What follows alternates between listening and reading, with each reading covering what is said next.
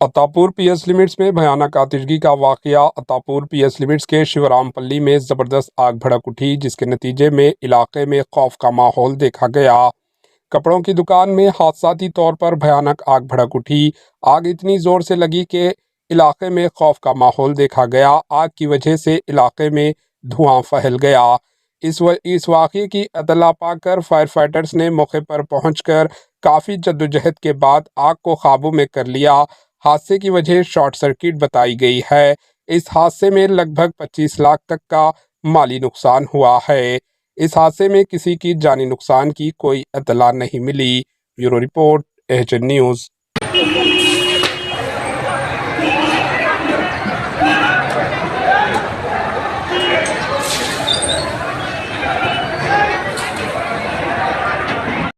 ہمارے H N news کو subscribe کریے تاکہ آپ کو نوٹیفیکیشنز آتی رہے وقت پر۔